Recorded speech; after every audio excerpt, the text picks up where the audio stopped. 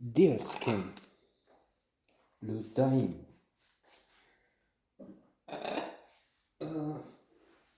Peculiar, outre film. But Jean Dujardin is l'artiste, an artist. He won the Oscar for Best Actor in a Leading Role for The Artist, which was such a smash, such a classic. No, really. And special, awkward in its own way, a silent film made in the modern era.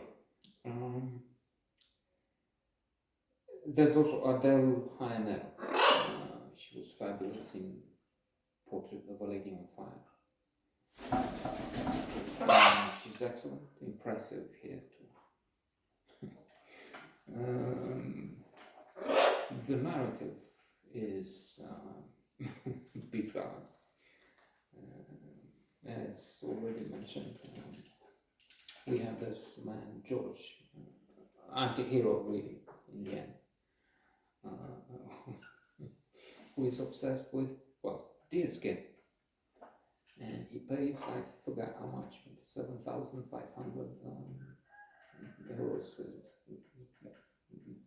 the figure that comes to mind, which is almost all he has. Besides, he has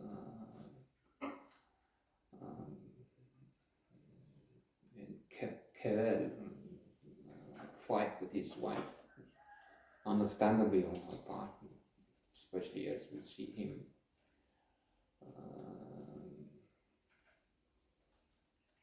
evolve, fall apart really. And he's buying this deerskin with frangerie. I don't know the word. With pieces hanging. It's the old model. So, and he's talking to the jacket, and the jacket talks back. So he has a dialogue. It says, "Me, myself, and Irene" comes to mind. With him, Jim Carrey, and Renee Zellweger. So crazy. And he stays at this small hotel where he meets Denise Adelina. She's working at this bar. He claims to be a cineast, filmmaker. And she says, "Really, I want to be an editor. That's my passion, calling." So he comes with a proposition to have work for the film, but he's actually lying. He, with the deerskin, seeing that he paid so much, the man selling it gave him a camera, numeric, digital, and he starts filming. I was going to say not images, driving from the car, nothing special. But being so banal,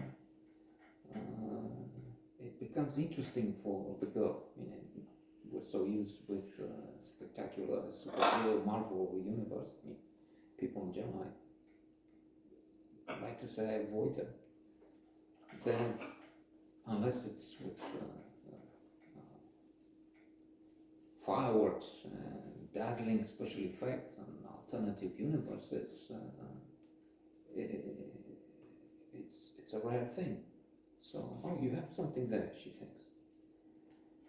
He's starting to get money from her because his team is in Siberia. Something happened, and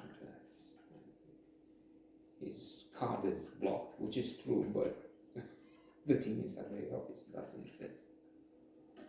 They seem to die anyway at one point. But the mild craziness, which is, well,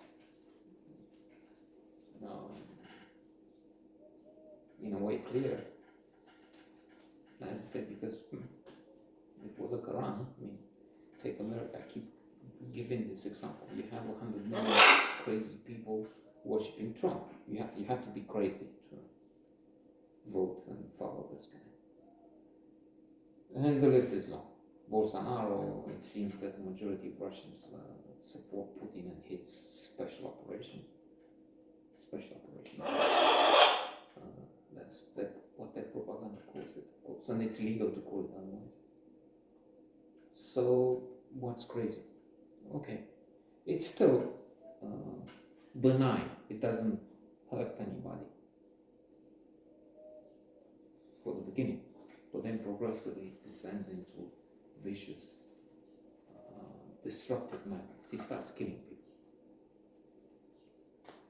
First, he tries to get some money by, again, claiming he's a filmmaker. I'll pay you some 20, 50 euros. I don't know how much he pays in the video. People at shops. I have this scene to shoot. You put the jackets in the car. He has also an obsession. He doesn't want anybody else to have a jacket on. No. In fact, he talks to the jacket, and the goal is to eliminate everything. Well, it's too much. Think how much it will. So anyway, they put the jackets in the trunk of the car. He gives them 20, 50 euros, okay. But then he runs with the car and the jackets. In the jackets he buries. So you see, but then he starts killing people. So it becomes. I'm laughing because it's this strange combination between madness and strange sense of humor.